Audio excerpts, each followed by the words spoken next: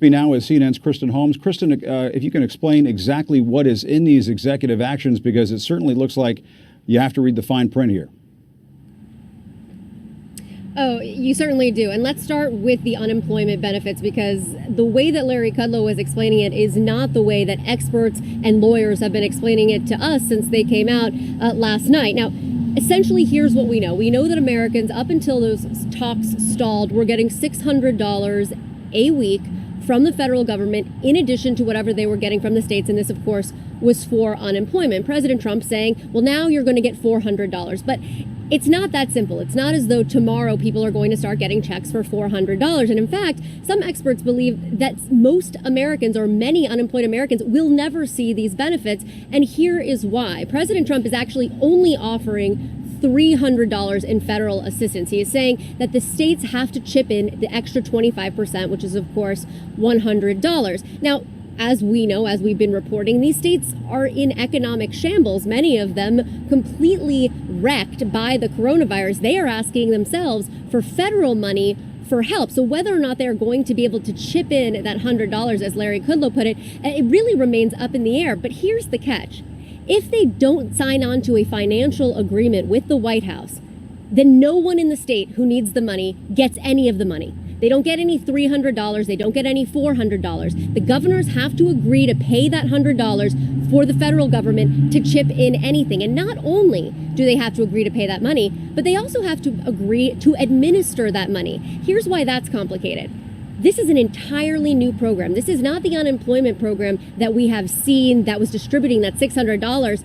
This is completely different. It's a lost wages program. So many experts, again, saying they don't know how quickly or if at all this could happen. And I just want to note the other three things here, because they are very important. The other is that eviction. This is not an eviction moratorium as President Trump explained that it would be. This is more of a, as a constitutional lawyer put it to me, play nice, please. This is the president asking agencies to just consider whether or not evictions are mandatory if they are needed. So that's one other thing. Now, student debt deferment, that is a student loan deferment, that is completely straightforward. It is as it is. And then the payroll tax cut, that is incredibly complicated, and it's unclear whether or not it's going to be put into effect, because companies themselves are going to have to sign off on it, Jim.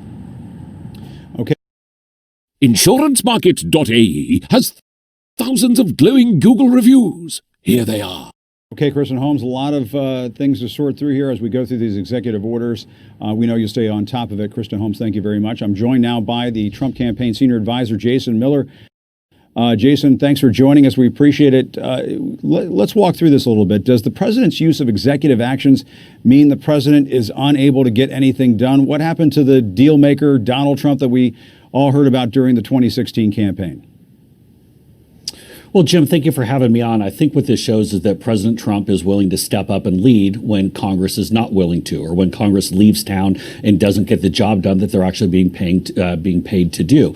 And we've seen presidents step up at various points in their presidencies and exert more of a broader use of executive powers. We saw it with President Reagan. We talked about the air traffic controllers going back to 1981. We've seen a number of times, even with President Trump early on in his administration, taking the actions regarding deregulation to try to get the economy going and to get that additional growth. But the fact of the matter is here, we need to get Congress back. We need to get the House back, the Senate back. They need to pass this, quit screwing around. Let's get it done and help people. We cannot be playing games with people's lives here. I asked this because this is exactly what he said about President Obama's use about executive orders. Here's President Trump when he was running for office 4 years ago. Obama goes around signing executive orders. He can't even get along with the Democrats. And he goes around signing all these executive orders. It's a basic disaster. You can't do it. We have a president that can't get anything done, so he just keeps signing executive orders all over the place. And I hate what Obama does with gun legislation, where he doesn't talk to anybody. He just goes out and signs, like last time, executive orders. In theory, you're supposed to, the old-fashioned way, get everybody into a room and get something that people agree on. I don't even think he tries anymore. I think he just signs executive actions.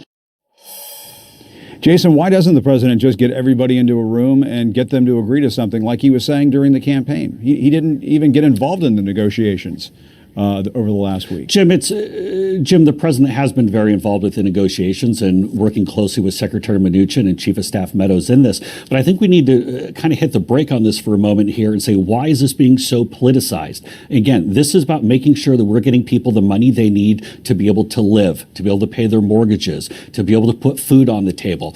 And for Congress to be checked out right now, I think this is going a little bit. I think they're a dereliction of duty. They need to get back and get it done. But I think with President Trump willing to step up and use some executive orders here to find another way to get this done, I think people will be very appreciative of that. Now, is this the simplest, most straightforward path on some of these EOs to go and actually accomplish the goal? No. But finally, there's somebody who's going to stand up for people, and that's what President Trump is doing. I'm really disappointed in Congress that both chambers aren't getting this done as we speak, Jim.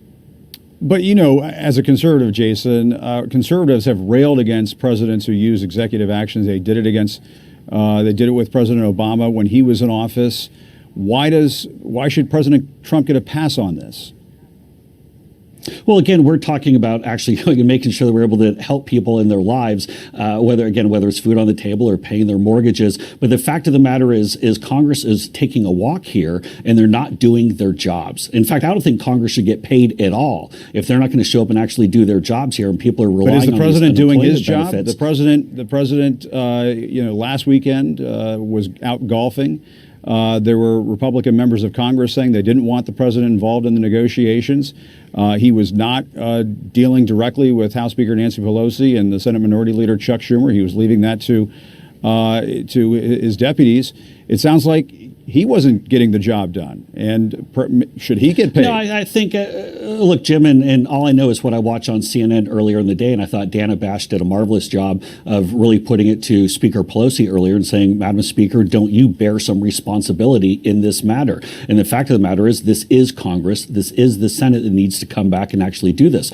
I personally am thankful that President Trump went and signed these 4 executive orders yesterday to go and push it forward, to come up with some other solution if Congress is going to keep playing these political games. And this is, again, these are existing programs, what President Trump is saying that Congress needs to come back and take care of. But if they're not going to, it's good that we have a president like this who will look for solutions to try to help people out during this time. And again, we're hit by a global pandemic. Nobody could have expected this. Nobody knew that this was coming or what the impact would be on our society, not just the economy, but we talked about the 161,000 lives that have been lost during this. And at a time right now, we got to figure out how to come together at this time. And that's why I'm glad that President Trump is putting the pathway forward, whether it be the pursuit for therapeutics and vaccines. I wish Congress would stop playing games, Jim.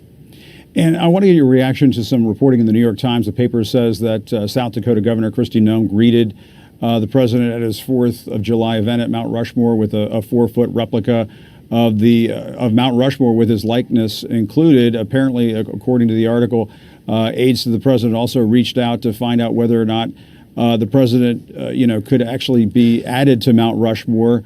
Why should President Trump even contemplate being added to Mount Rushmore? Wouldn't he be a more likely candidate were he on top of this coronavirus pandemic? Jim, I have no idea what that was about Mount Rushmore. Again, I think it might just be an overzealous supporter or something of that nature. It's certainly not anything that I've ever discussed with President Trump. I think further down the road, I'd be very supportive of it. But no, this is a very serious time right now, and I think it's probably just someone who got a little bit ahead of themselves. The report also says that Governor Noem traveled to the White House, met with Vice President Mike Pence. There were some concerns, I guess, in the Pence team that the governor was after his job. Is Mike Pence going to be on this ticket? Can you guarantee that Mike Pence is going to be Donald Trump's running mate heading into the fall? Oh, absolutely. And Vice President Pence has done a fantastic job in the role. He's been an excellent wingman for the president. He's a strong leader, someone who's been a governor and a member of Congress before that. He's done a great job of leading the task force. Very impressed with the job that the vice president has been doing. And it's, look, I know at this stage of the game, people like to come up with all these different parlor games and some of the little political maneuvering, especially on the eve of waiting to see who Joe Biden is going to pick. But why does this keep coming up? Mike Pence being dumped from the ticket. Why does that keep coming up? Doesn't the president like Mike Pence? Jim, you're the first person to bring this up to me in weeks. I mean, maybe someone else did weeks ago, but the only time I ever hear it is, Jim, when I get it from you. But no, Vice President Pence is fantastic. He's not going anywhere. And look, he's going to have 4 more years as vice president, and then maybe he might move down the hallway after that. All right, Jason Miller, thanks very much for joining us. We appreciate it.